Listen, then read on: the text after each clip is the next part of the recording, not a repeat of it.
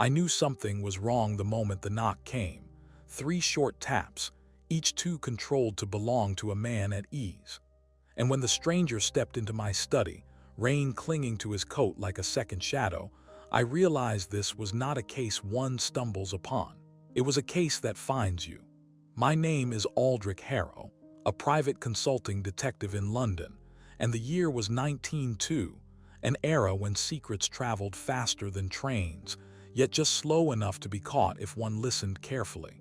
The gentleman before me introduced himself as Mr. Lionel Berwick, age perhaps 45, with the look of a man who had spent too many years watching over his shoulder. "I must beg your discretion, Mr. Harrow," he said, removing damp gloves with deliberate precision. "I fear I have brought you something unsettling." I gestured for him to sit. "Most matters brought to this office fit that description. Tell me what troubles you." He hesitated, not the hesitation of uncertainty, but that of a man rehearsing a story he wished he could forget. "A colleague of mine has vanished, Thomas Wren, a reliable man, punctual to a fault. He failed to arrive at our appointment last evening, and when I visited his residence this morning, his door was ajar." He paused. "And the room was in perfect order, too perfect." That caught my attention. Disorder is natural. Immaculate rooms are rarely honest. "What line of work are you in, Mr. Berwick?" I asked.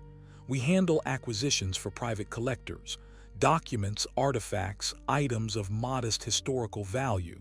He swallowed. "Mr. Wren had recently contacted me about something he described as a curiosity worth a conversation. His words exactly." "And did he show it to you?" "No, only mentioned it. Then he vanished." I leaned forward. "Why come to me rather than the police?" "Because Mr. Wren feared someone might be watching him," Berwick replied quietly. "And because I believe that whoever took him, if he was taken, would prefer this matter never sees a courtroom." He reached into his coat and placed a small wrapped object on my table. "This was in my letterbox this morning. No note, no explanation." I unwrapped it carefully. Inside lay a brass token, circular, etched with a pattern resembling interlocking serpents, though the metal bore no sign of age. New yet old, ordinary yet not, a puzzle begging to be unraveled. "Mr. Harrow," Berwick said, voice nearly breaking, "I ask not just for your skill, but for your curiosity. I believe Thomas Wren wanted someone inquisitive to see this through." I studied him. His fear was genuine, but something else hid behind his eyes, something he was not ready to confess. "Very well," I said, standing. "I will take your case, but understand this. Once I begin, I follow the truth to its end. Wherever it leads." Berwick exhaled with visible relief. "Then God help us both." As he left my study, I turned the brass token over once more. A case that finds you indeed. The rain had eased by the time I reached Moorgate Lane, though the lamps still flickered, as if uncertain whether to fight the dark or surrender to it. Thomas Wren's residence stood modestly between 2 taller brick buildings, a narrow townhouse with ivy crawling along its facade like a forgotten warning. The front door was unlocked, just as Berwick had claimed. I pushed it open carefully. No signs of struggle, no overturned furniture. Everything arranged with meticulous care, as though the occupant had vanished mid-thought and someone else had tidied the remains of his life. I stepped inside. The hallway smelled faintly of ink and cold air. A coat hung on the rack neatly brushed, shoes aligned with military precision. A kettle rested on the stove, untouched but clean. It was too orderly, a stage set for a life that was no longer present. I moved into the study. Here, at last, I found something out of place. A thin layer of dust on the writing desk, except for a small circular mark where something had recently rested. The size matched the brass token precisely. Wren had possessed it and he had placed it here. I crouched to examine the floor. No scuffs, no dragging marks. Whoever had come, if anyone, had walked lightly. Too lightly. A soft creak sounded above. I froze. Another creak to the right. Then silence, the type of silence that listens back. I ascended the staircase slowly, each step deliberate. The upper landing opened to 3 doors, only one was ajar. A faint draft brushed against my cheek as I approached it. Inside, the bedroom was dark except for a sliver of pale light creeping through the curtains. I scanned the room, nothing disturbed, nothing broken. But then I noticed it. A sheet of paper pinned to the inside of the wardrobe door. A single line, written in hurried strokes, "Do not trust the one who brings the warning." My pulse tightened. The handwriting was shaky but genuine, as though written moments before fear overtook the author. The message was not signed, yet it needed no signature. It was Wren's final act. Suddenly, footsteps echoed from downstairs, quick, purposeful. Someone else was in the house. I stepped back into the shadows, listening as the intruder paused in the hallway. Then the front door slammed shut. Heavy boots struck the pavement outside, fading into the night. I hurried to the window overlooking the street, arriving just in time to see the back of a man disappearing around the corner. Tall, broad-shouldered, wearing a dark overcoat and bowler hat. His stride was confident, not panicked. He had come to ensure Wren's secrets stayed buried, and now he knew I was looking for them. I left Moorgate Lane with the note burning a hole in my pocket and the impression of the broad-shouldered stranger still vivid in my mind. London's night air had a way of sharpening one's thoughts, and as the fog thickened along the pavements, I replayed every detail of Wren's immaculate room. Clean rooms lie. Patterns do not. If Wren had written that warning mere hours before disappearing, then the intruder I saw was no scavenger. He had returned to confirm something, perhaps to retrieve something he had failed to find earlier, which meant there was still something in that house worth finding. I returned to my study by 9:30. The brass token lay on my desk exactly where I'd left it. Under the lamplight, its engraving gleamed in a strangely deliberate pattern, two serpentine forms intertwined, neither dominating the other. Not mythic, not decorative, symbolic. I fetched my notebook and began tracing the lines. The curves suggested repetition, a cipher perhaps, but without context it was as mute as stone. Symbols rarely speak alone. They require companions. That thought led me back to Barrick. He had claimed Wren mentioned a curiosity worth a conversation. But Wren's last message had warned me not to trust the one who brings the warning. Barrick had brought the case. Barrick had brought the token. Yet his fear in my office had been genuine, unless he was a man practiced in wearing fear as a mask. I needed leverage, facts he could not steer. The next morning, just past 8, I made my way to the office where Barrick and Wren supposedly worked. Pembroke and Hale, acquisitions for private collectors, located near Bishopsgate, a narrow building with tall windows and an understated brass plaque. Inside, the clerk, a thin, bespectacled fellow named Mr. Hargreaves, looked up from his ledger with mild surprise. "Mr. Barrick is not in today," he said. "He sent word that he would be indisposed." "Indisposed how?" I asked. Hargreaves blinked. "He did not elaborate, sir." "Then perhaps you can assist me. I am inquiring into the recent engagements of Mr. Thomas Wren." At the mention of Wren, the clerk's posture tightened. His fingers tapped the desk. "Is Mr. Wren in some trouble? That is what I intend to determine." Hargreaves hesitated, then pulled a thick ledger from beneath the counter. He opened it to a section marked with a crimson ribbon. "These are the most recent consignments handled by Mr. Wren. Curiosities, historical fragments, documents, though one entry is missing." Indeed, a clean gap stretched across 2 lines, precisely cut, the paper sliced so expertly one might think the page had always been blank. "Who removed this?" I asked. "No one here, sir. We keep our ledgers locked overnight." He swallowed. "But this morning when I opened them, that section was gone. Someone had come for Wren's secrets before I did." "And Mr. Barrick?" I pressed. "Did he see these pages yesterday?" Hargreaves adjusted his spectacles. "Yes, sir. He and Mr. Wren stood right here reviewing that very section. It was their last conversation before Mr. Wren departed." A tremor of unease rippled through me. So Barrick had seen the missing entry. Wren had vanished, and someone was cutting away the trail behind them. I closed the ledger gently. The game had moved a step ahead of me. Fog rolled low along Bishopsgate as I stepped out of Pembroke and Hale, carrying with me more questions than answers. The missing ledger page, the warning in Wren's room, and Barrick's sudden absence formed a pattern neither accidental nor benign. Someone was pruning the evidence with a gardener's precision. I turned toward the main road and froze. On the opposite pavement, half veiled by the drifting fog, stood the same broad-shouldered man I'd glimpsed outside Wren's house. Dark overcoat, bowler hat still as a monument, watching, not approaching, not hiding, simply observing. I walked toward him with measured calm. If he intended to flee, he would. If he intended confrontation, he would escalate. A man who waits in the open is either confident, reckless, or certain you pose no threat. But as I stepped off the curb, a carriage barreled between us, wheels clattering. When it passed, the pavement was empty. He had evaporated into the London fog without sound. I scanned the street, nothing. The man's movements were too deliberate for chance. He was signaling something, though the message remained unclear. I made for home, keeping to the busier lanes. Once in my study, I examined the brass token again. The interlocking serpents, no, not serpents. The curves suggested letters, a stylized monogram, but whose? I pulled several reference volumes from my shelves, antique merchants' marks, guild symbols, private society sigils. Hours passed, daylight fading, until at last a faint resemblance emerged.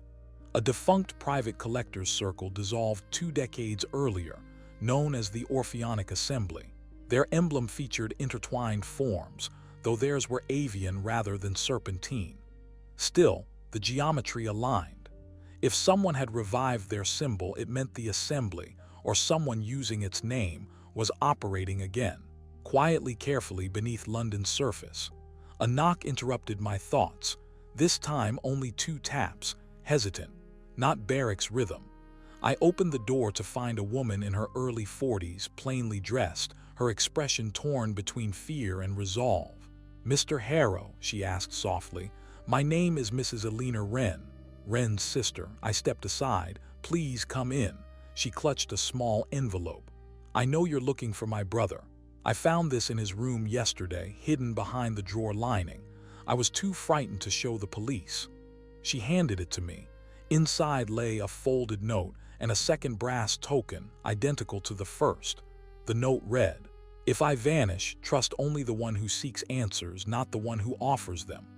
My pulse sharpened. This was not the same message I'd found in the bedroom. This was written earlier, calmer, unhurried. "Mrs. Wren," I asked, "did your brother speak of any man following him?" "Yes," she whispered, "a large man in a bowler hat. Thomas said he kept appearing and disappearing, as if he wanted to be seen. A visible signal, a controlled presence, a shadow with intention, 2 tokens, 2 warnings, 1 man watching." The contours of the puzzle grew clearer, though the center remained obscured. Whatever Wren had discovered, he had feared both pursuit and betrayal, and someone was ensuring his trail was erased, piece by piece. I placed the second brass token beside the first. Identical weight, identical etching. Not mass-produced trinkets, but crafted pieces with intent behind their symmetry. Whatever Wren had uncovered, he had done so methodically enough to foresee danger, and quietly enough that only a select few knew he was in possession of something valuable. Mrs. Wren sat across from me, hands trembling. I kept my tone steady. "Your brother mentioned this man in the bowler hat. Did he say whether the man spoke to him?" She shook her head. "Never. Thomas said he would appear across the street, or reflected in a shop window, or at the end of a train platform. Always silent, always watching. A watcher, not an attacker, a sentinel of some design." "Did your brother ever mention an organization called the Orpheonic Assembly?" I asked. Her eyes widened subtly, recognition, faint but undeniable. "That name, I've heard it. Years ago. Thomas once said they were a group of collectors who believed history belonged only to those with the means to keep it." I thought he was teasing. Collectors. Yes, but collectors with boundaries blurred. If the assembly truly had resurfaced, then Wren had not simply found an artifact. He had trespassed on territory guarded jealously. Mrs. Wren stood. "Mr. Harrow, I do not know whom to trust, but I know my brother. If he left you warnings, he believed you could follow them." I nodded. "I intend to." After she departed, I examined the tokens again. This time I aligned them side by side, matching the serpentine curves. A conclusion surfaced. The design was incomplete on each token. They were halves of a larger whole, not mirrors but components. When placed together, they formed a pattern reminiscent of a lock mechanism. A lock that required 2 keys, and Wren had held both. I returned to Pembroke and Hale before dusk. The clerk Hargreaves was gone for the day, but the building's rear alley offered a narrow window into their storage area. I found it unlocked, the kind of careless oversight that suggests confidence rather than neglect.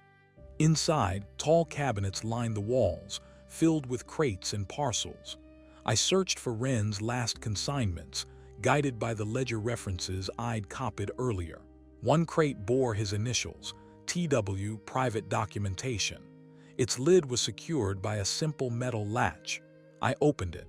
Inside lay bundles of correspondence tied with twine, a few receipts, and a thin leather folder. Nothing remarkable at first glance, until I noticed the faint indentation on its cover. The same serpentine pattern, faded but unmistakable. I opened the folder, empty. No documents, no notes. Only a trace of dust where papers had been removed recently. Footsteps sounded behind me. I turned sharply, but no one stood in the doorway. Only shadows, long and shifting. Then a voice spoke from somewhere deeper in the room, low, deliberate. "You are looking in the wrong places, Mr. Harrow." My grip tightened. "Show yourself." Silence. Then the faintest echo of a departing door. I rushed into the hall, empty. The intruder had slipped away, leaving only the lingering scent of pipe tobacco. But the message was clear. Someone knew exactly where I was searching. Someone wanted to steer me. Whether toward the truth or away from it, I had yet to determine. By the time I stepped back onto Bishopsgate, the street lamps flickered with the first hints of evening haze. The whisper left behind by the unseen intruder still echoed in my mind. "You are looking in the wrong places." A warning or a provocation, either served the same purpose, to redirect my path, but I had no intention of following shadows blindly. If someone wanted me away from Pembroke and Hale, then the most productive place to look was precisely where they hoped I wouldn't. Barrick's home. His absence from the office, the cut ledger page, the trembling fear masked by polished manners, too many inconsistencies aligned around him. Whether he was victim or orchestrator remained uncertain, but he was undeniably at the center of the storm. Barrick lived near Russell Square in a respectable townhouse lined with well-kept hedges, too orderly, much like Wren's residence. A sign, perhaps, that the same hand tidied more than one life. I knocked. No answer. I tried the handle. Unlocked. A familiar theme. I stepped inside. The sitting room bore signs of abandonment. A teacup half full, a newspaper folded to yesterday's date, a lamp still turned low. Unlike Wren's home, this place had not been meticulously arranged. Rather, it had been left mid-breath, as though Barrick had stood up expecting to return within minutes. Yet he hadn't. I moved through the rooms methodically. The study revealed the most. An open drawer, empty save for a small scrap of parchment caught in the corner. I retrieved it carefully. A torn fragment, bearing the same faint symbol found on Wren's leather folder, the Orpheonic pattern. Barrick had possessed something tied to the assembly. But where was the rest? I opened the wardrobe and immediately spotted a suit missing from an otherwise complete set. A traveling case gone from its shelf. Barrick had left in haste, but not without purpose. Whether he fled danger or pursued some hidden objective was still unclear. Then I found it. Under the bed, nearly missed in the dim light, lay a thin envelope sealed with dark wax. No markings, no address. Inside, a single card: "If he follows you, do not turn back." No signature, but the pronoun was unmistakable. He, the man in the bowler hat. I felt the faintest stir of unease, an emotion I rarely permitted. Was the watcher a protector, an enemy, or merely a stake in a larger game? A floorboard creaked behind me. I turned sharply. A figure stood in the doorway, tall, broad-shouldered, silhouette unmistakable even in the dim light. The bowler hat cast a shadow across his face, obscuring all features save the glint of deliberate intent. This time he did not flee. "Mr. Harrow," he said, voice low and steady, "step away from that envelope." I kept my stance measured. "You've been following me, watching me. I have been ensuring you stay alive." A curious claim, one that contradicted every assumption thus far. "And Barrick," I asked, "what role does he play in this?" A pause, his jaw tightened. "Barrick set events in motion he could not control." "And Wren?" His expression darkened, though his voice remained composed. "Wren discovered what Barrick was afraid he'd find." "Which is?" He stepped forward. "Not yet." Before I could respond, a distant shout echoed from the street. The watcher's head turned sharply, just once, as though calculating a threat only he perceived. Then, with a precision bordering on artistry, he stepped back into the hall and vanished. Not escaped, not rushed, simply gone. I stood alone in Barrick's room, the envelope still trembling slightly between my fingers. 2 warnings, 2 tokens, and now a protector who refused to explain his purpose. The center of the puzzle was close, so close the pieces were beginning to shift on their own. In my study, I laid everything out. 2 brass tokens, Wren's notes, the torn scrap from Pembroke and Hale, the empty folder with the faint Orpheonic crest. Together they pointed to one man. I aligned the tokens. When their curves met, the serpents formed a crest. Not ornament, a key. The folder's spine felt too thick. I pressed along it, a tiny click answered. A narrow strip slid free, holding a folded fragment of parchment. The missing ledger entry, it read, "Private Acquisition. Ledger of the Orpheonic Assembly, Vol. IV, Custodian, Lionel Barrick." Wren had hidden the truth before anyone cut the page. He had hidden it from the man who brought me the case. A sharp knock sounded. Barrick stood at the door, coat creased, face gray. "Harrow," he said, stepping in, "you must give me whatever you found. If the assembly learns—" "They already know," I said, placing the fragment on the desk. "I am interested in what you knew." His eyes fixed on his name. "I was asked to keep their ledger," he whispered. "I told myself it was only private business. Then Wren noticed traces of it. He wanted it exposed. I panicked. I cut my name from our books and warned him to leave it. And when he didn't, I told them he was asking questions," Barrick said. "Then I looked away." A tall shadow filled the doorway behind him. The man in the bowler hat stepped in and closed the door.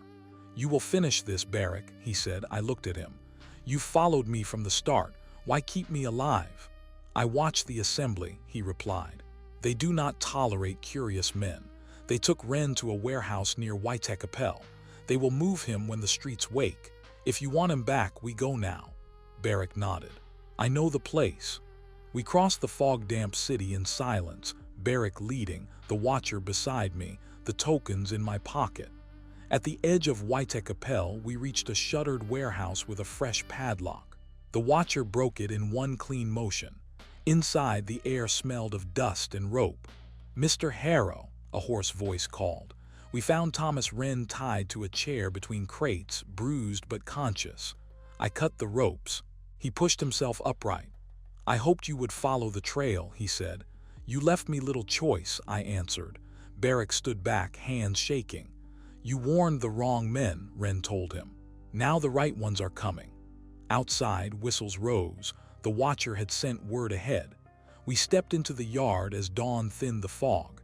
In my pocket, the tokens pressed together, the crest between them no longer secret but evidence. "This will not end the assembly," the watcher said. "They will write new ledgers." "Perhaps," I said, "but this one will not be theirs to hide."